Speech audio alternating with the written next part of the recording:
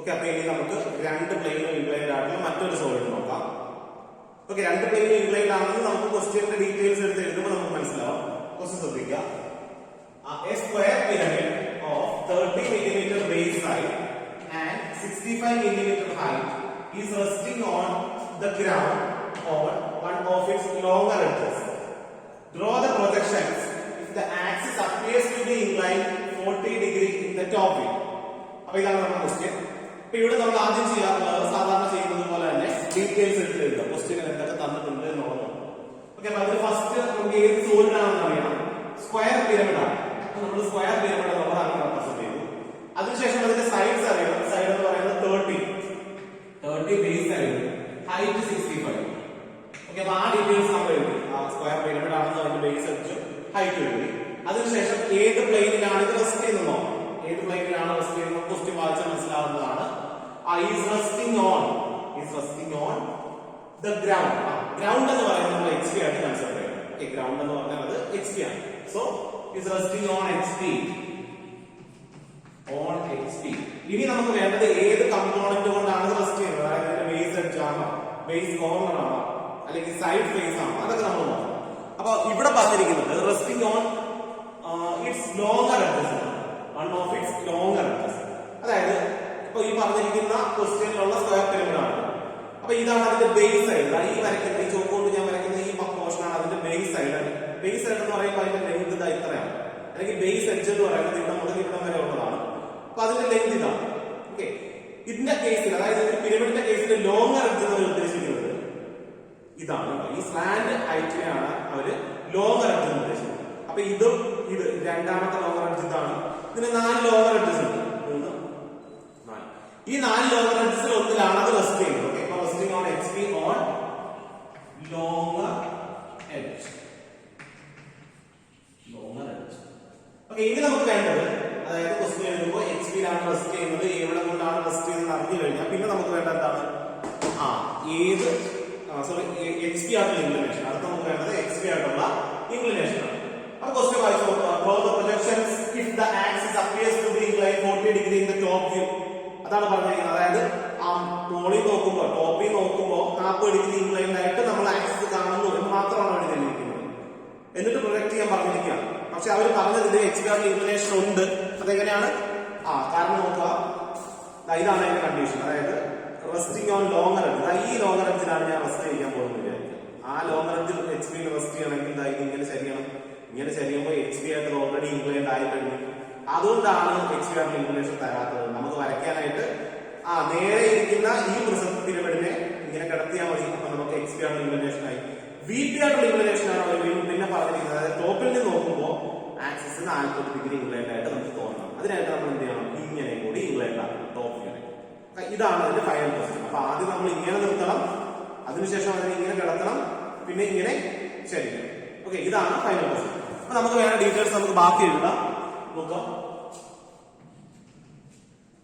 XP ആയിട്ടുള്ള inclination തന്നിട്ടില്ല, അത് അങ്ങനെ തന്നെ വരച്ചിട്ടില്ല. കാരണം നമുക്ക് വേണ്ടത് അതായിരുന്നു, അതവിടെ തന്നിട്ടില്ല. പക്ഷെ അത് ഉള്ളതാണ്, അവിടെ കിടന്നോളാം. അടുത്തതാണ് VP ആയിട്ടുള്ള inclination. 40 degree in the top. ഇതാണ് ശരിക്കും VP ആയിട്ടുള്ള ഇൻക്ലിനേഷൻ. അതായത് ടോപ്പിൽ നിന്ന് നോക്കുമ്പോൾ നമ്മൾ കാണുന്ന ഇൻക്ലിനേഷൻ ഇവിടെ നിന്നുള്ളതാണ് VP ആയിട്ടുള്ള ഇൻക്ലിനേഷൻ ആണ്. അത് ഇനിയും ഓരോ ക്വസ്റ്റ്യൻ കഴിയുമ്പോൾ അത് ക്ലിയർ ആക്കാനായിട്ട് ശ്രദ്ധിക്കുക. അതായത് നോക്കി, ഇങ്ങനെ ഇൻക്ലൈൻഡ് ആണെങ്കിൽ അത് നമുക്ക് ക്ലിയർ ആവുന്നത് ടോപ്പ് വ്യൂലാണ്. XP ആയിട്ടുള്ള ഇൻക്ലിനേഷൻ നമുക്ക് കാണിക്കാൻ പറ്റും. അതായത് ഇപ്പോ XP ആയിട്ട് പെർപെൻഡിക്കുലർ ആണ്, ഇതാണ് XP ആയിട്ടുള്ള ഇൻക്ലിനേഷൻ. അതായത് ഈ ഇൻക്ലിനേഷൻ നമുക്ക് കാണിക്കാൻ പറ്റുന്നത് ഫ്രണ്ട് വ്യൂലാണ്. അപ്പൊ നമ്മൾ ഇതുവരെയുള്ള ക്വസ്റ്റ്യൻ എല്ലാം എടുത്ത് നോക്കുക. ഫ്രണ്ട് വ്യൂ ആയിട്ടുള്ള ഇൻക്ലിനേഷൻ, അതായത് XP ആയിട്ടുള്ള ഇൻക്ലിനേഷൻ നമ്മൾ ഫ്രണ്ട് വ്യൂ, അതായത് എക്സ്പെരിമെന്റ് മുകളിലായിരിക്കും കാണിച്ചിട്ടുണ്ടാവും. എക്സ്പെരിമെന്റ് താഴെയാണ് നമ്മൾ ടോപ്പ് വ്യൂ ആയിട്ടുള്ള VP ആയിട്ടുള്ള ഇൻക്ലിനേഷൻ. അതെല്ലാം നമ്മൾ ടോപ്പ് വ്യൂലാണ് കാണിച്ചത്. ഓക്കെ, നോക്കാം. അപ്പൊ നമുക്ക് വേണ്ട കാര്യങ്ങളെല്ലാം ആയി. നമുക്ക് ക്വസ്റ്റ്യൻ വായിച്ചിട്ട് അതിന്റെ ബേസ് ഫിഗർ വായിക്കും.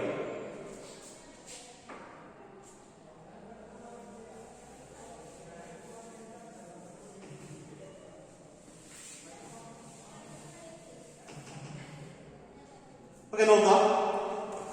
ഇതിന്റെ ബേസ് ക്വസ്റ്റ്യൻ സെറ്റ് ചെയ്യുമ്പോൾ അതും വളരെ ഇമ്പോർട്ടന്റ് ആണ്. നമ്മൾ എപ്പോഴും പറയാറുള്ള പോലെ ബേസ് ക്വസ്റ്റ്യൻ തെറ്റി കഴിഞ്ഞാൽ പിന്നീട് നമുക്ക് മാർക്ക് കിട്ടില്ല. അപ്പൊ ബേസ് ക്വസ്റ്റ്യൻ നമ്മൾ വളരെ പെർഫെക്റ്റ് ആയിട്ട് തന്നെ വരയ്ക്കാനായിട്ട് അത് മനസ്സിലാക്കി വരയ്ക്കാനായിട്ട് ശ്രദ്ധിക്കുക. അപ്പൊ നമുക്ക് ഒരു ക്വസ്റ്റ്യൻ കാണുമ്പോൾ തനിയെ വരയ്ക്കാനായിട്ട് പറ്റും. നമുക്ക് ഇവിടെ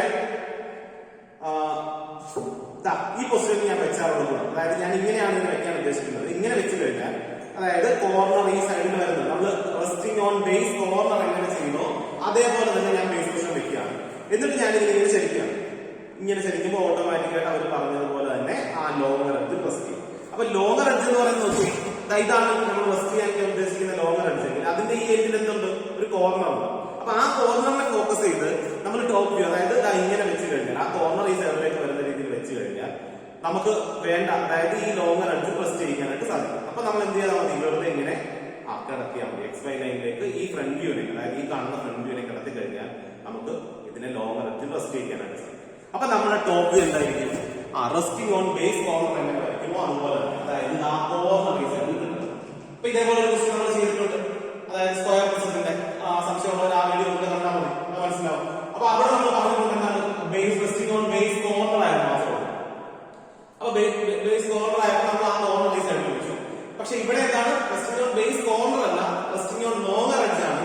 പക്ഷെ ലോങ്ങർ എഡ്ജ് ആകുമ്പോൾ നമ്മൾ ഇത് തന്നെ വെക്കാൻ കാര്യം ആ ലോങ്ങർ എഡ്ജിന്റെ എൻഡിൽ എന്തുണ്ട്? ഇങ്ങനെ ഒരു കോർണർ ഉണ്ട്. അപ്പൊ ആ കോർണർ നമ്മൾ ഫോക്കസ് ചെയ്ത് കഴിഞ്ഞാൽ ഓട്ടോമാറ്റിക്കായിട്ട് കിടത്തി കഴിയുമ്പോൾ അത് ലോങ്ങർ എഡ്ജിലേക്ക് വരും. അതുകൊണ്ട് ഇതാണ് ഇതിന്റെ ടോപ്പ് വ്യൂ. ടോപ്പ് വ്യൂ വെക്കുന്നത് ഇങ്ങനെ ഉണ്ടല്ലോ.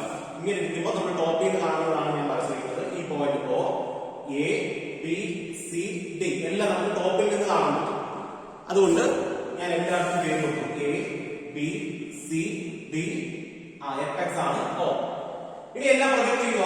A മേളിലേക്ക് പ്രൊജക്ട് ചെയ്തിട്ടുണ്ട്, D, O, D മേളിലേക്ക് പ്രൊജക്ട് ചെയ്തു, C മേളിലേക്ക് പ്രൊജക്ട് ചെയ്തു. ഇനി ഇതിനു ശേഷം ഇത് എഡ്ജ് ആണ്. ഇവിടെ നമുക്ക് ഫ്രണ്ടിൽ നോക്കി ഫ്രണ്ട് വ്യൂവിൽ നമ്മൾ കാണുന്നത് എന്തൊക്കെയാണ്? ഒരു എഡ്ജ്, ഇവിടെ ഒരു എഡ്ജ്, ഇവിടെ എഡ്ജ്. അപ്പൊ 3 എഡ്ജസ് ആണ് നമ്മൾ ഫ്രണ്ടിൽ നിന്ന് ലോങ്ങർ എഡ്ജസ് കാണുന്നത്. അതുകൂടാതെ 2 ബേസ് എഡ്ജസ് ആണ്.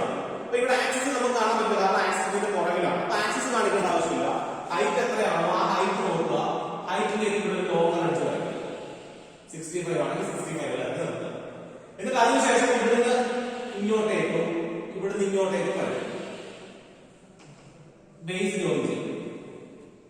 ഈ പോയിന്റ് A ഡാഷ്, ഈ പോയിന്റ് B ഡാഷ്, ഈ പോയിന്റ് C ഡാഷ്, ഈ ടോപ്പിലുള്ളത് O ഡാഷ്. ഓക്കെ, നോക്കുക. ഇവിടെ നോക്കുമ്പോൾ നമ്മൾ കാണുന്നത് A, B, C ആണ്. അത് 3 ഇവിടെ ഉണ്ട്. പിന്നെ ടോപ്പിലുള്ള O മേലുണ്ട്. കാണാൻ തുറന്ന ബാക്കിലുണ്ട് D ആണ്. അത് B യുടെ പുറകിലാണ്. അതുകൊണ്ടാണ് നമ്മൾ ബ്രാക്കറ്റിൽ B ഡാഷ്. അപ്പൊ ഇതാണ് ഇതിന്റെ ഫ്രണ്ട് വ്യൂ. ബേസ് ഫിഗർ എന്ന് പറഞ്ഞ ഇതാണ്. ഈ ക്വസ്റ്റ്യന് വേണ്ട ബേസ് ഫിഗർ ഇതാണ്. അപ്പൊ ഇത് ആദ്യം എല്ലാവരും ശ്രദ്ധിച്ച് മനസ്സിലാക്കി. ഇനി അങ്ങോട്ടുള്ള എല്ലാ ക്വസ്റ്റ്യൻ കാണുമ്പോൾ കണ്ടീഷൻ ബേസ് ചെയ്തിട്ട്, അതായത് കോർണറിലാണെങ്കിൽ എങ്ങനെ വെക്കണം, റെസ്റ്റിംഗ് ഓൺ ബേസ് എഡ്ജ് ആണെങ്കിൽ എങ്ങനെ വെക്കണം. അതിനുശേഷം നമ്മളിപ്പോ പറഞ്ഞ 2 കണ്ടീഷൻസ്, അതായത് പിരമിഡ്സിന്റെ കേസിൽ ഒന്ന് റെസ്റ്റിംഗ് ഓൺ ട്രയാങ്കുലർ ഫേസ്, അങ്ങനെയാണെങ്കിൽ നമ്മൾ എങ്ങനെ വെക്കണം, റെസ്റ്റിംഗ് ഓൺ ലോങ്ങർ എഡ്ജ് അങ്ങനെയാണെങ്കിൽ എങ്ങനെ വെക്കണം. ഇതെല്ലാം നമ്മൾ വ്യത്യാസം മനസ്സിലാക്കി വരയ്ക്കാനായിട്ട് പഠിക്കും. ഇപ്പൊ നമ്മൾ പറഞ്ഞുകൊണ്ടിരിക്കുന്നത് റെസ്റ്റിംഗ് ഓൺ ലോങ്ങർ എഡ്ജിനെ കുറിച്ചാണ്.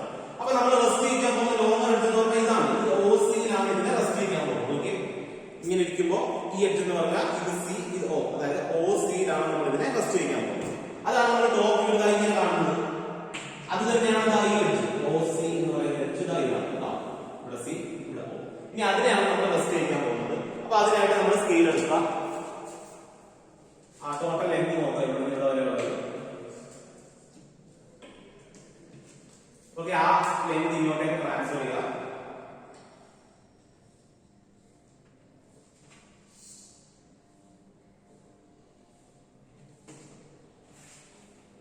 ഇത് വരയ്ക്കുക.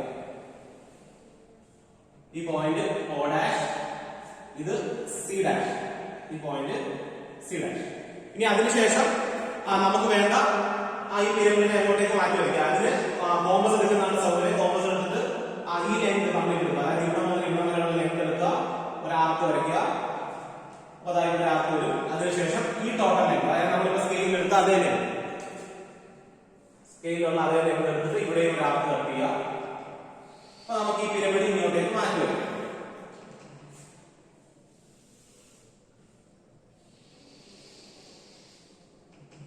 ഈ പോയിന്റ്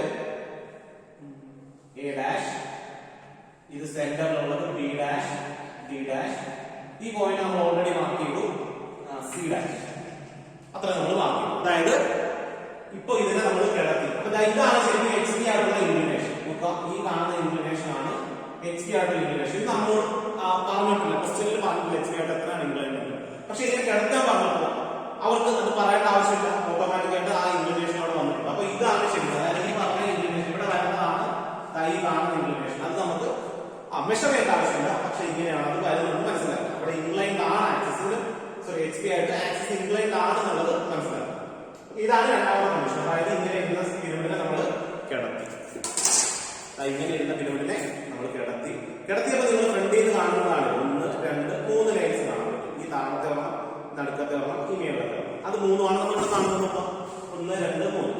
ഓക്കെ, ഇനി ഇതിന് ശേഷം നമ്മൾ എന്താണ് ചെയ്യാൻ പോകുന്നത്? അങ്ങനെ ഇരിക്കുമ്പോൾ ഉള്ള ടോപ്പ് വ്യൂ വരിക. അതായത് ഇങ്ങനെ കിടന്നു കഴിഞ്ഞാൽ നമ്മൾ എന്താണ് ടോപ്പിൽ നിന്ന് കാണുന്നത് എന്നുള്ളത് വരയ്ക്കാം. എന്താണ് ടോപ്പിൽ നിന്ന് കാണുന്നത് അറിയാനായിട്ട് നമ്മൾ പ്രൊജക്ട് ചെയ്യാം. എല്ലാ പോയിന്റ്സും താഴത്തേക്ക് പ്രൊജക്ട് ചെയ്യാം. ഓക്കെ, അതായത് O, A, B, D, C ഇവിടെ നിന്നുള്ള എല്ലാ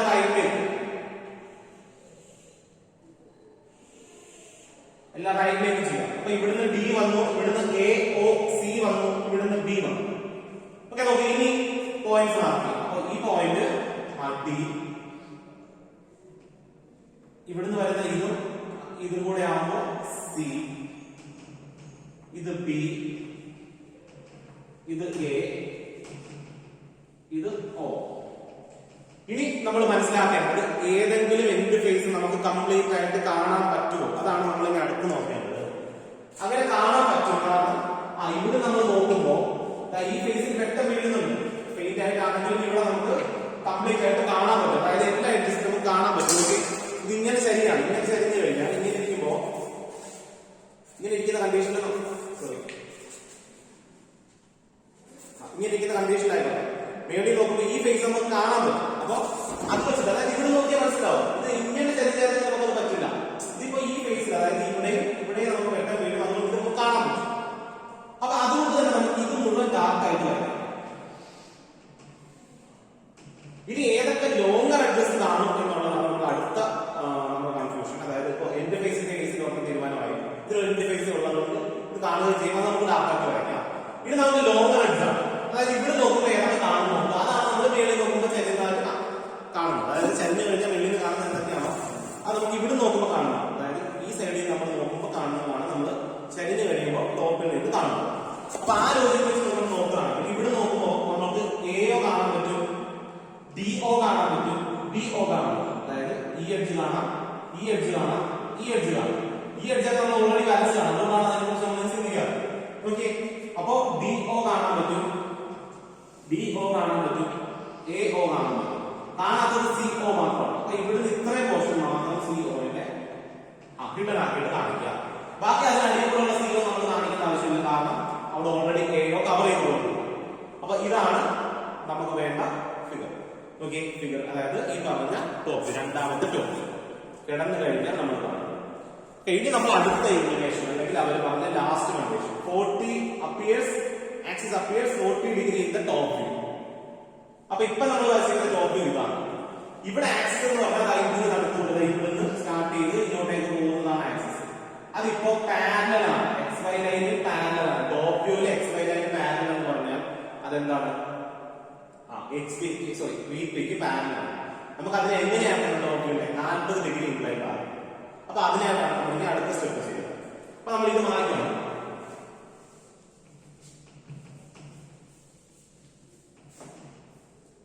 XY ലൈൻ 40 ഡിഗ്രി ഇൻക്ലൈൻഡ് ആക്കാനായിട്ട് നമ്മൾ 40 ഡിഗ്രി, അതായത് ഇവിടുന്ന് 40 ഡിഗ്രി ഇൻക്ലൈൻഡ് ആയിട്ട് ഒരു ലൈൻ നമ്മൾ വരയ്ക്കും. ഇൻക്ലിനേഷൻ 40 ആണ്.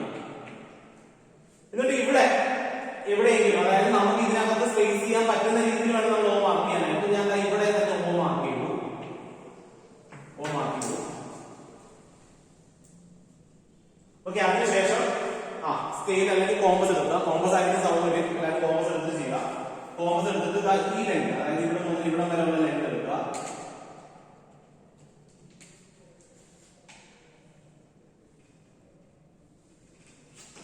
അപ്പൊ ഒരു പോയിന്റ് ആയി, അതായത് A എന്ന് പറയുന്ന പോയിന്റ് ആയി. ഇനി ഇവിടുന്ന് വീണ്ടും ഈ ലൈൻ തന്നെയാണ് C ഉള്ളത്, അതുകൊണ്ട് ഈ ഡിസ്റ്റൻസ് കൂടെ എടുക്കുക. ഇവിടെ ഈ ഡിസ്റ്റൻസ് എടുത്താൽ C ആയി. അപ്പൊ ഇവിടെ നമുക്ക് സി മാർക്ക്. അതിനുശേഷമുള്ള രണ്ട് പോയിന്റ്സ് അതായത് ഡിയും ബിയും മാർക്ക് ചെയ്യാനായിട്ട് എന്തായാലും കോമ്പസ് എടുക്കുക. ഓർക്കുക ഈ സെയിം ഡിസ്റ്റൻസ് അതായത് സി തൊട്ട് ഡി വരെയുള്ള ഡിസ്റ്റൻസ് തന്നെയായിരിക്കും സി തൊട്ട് ഡി വരെയും അതുപോലെ തന്നെ എ തൊട്ട് ഡി വരെയും എ തൊട്ട് ഡി വരെയും. അപ്പോൾ ഒറ്റ ലെങ്ത് മതി. അപ്പൊ ആ ലെങ്ത് കോമ്പസ് എടുത്തിട്ട് നിങ്ങൾ ആർക്കുകൾ വരയ്ക്കുക. ഒന്ന് ഇവിടുന്ന് ഒരു ആർക്ക് വെച്ചിട്ട് കട്ട് ചെയ്യുക. രണ്ട് സിമിലർലി അതുപോലെ തന്നെ ഇവിടെയും ഒരു ആർക്ക് വെച്ചിട്ട് അതിനെ കട്ട് ചെയ്യുക. എന്നിട്ട് ഇത് ജോയിൻ ചെയ്യും.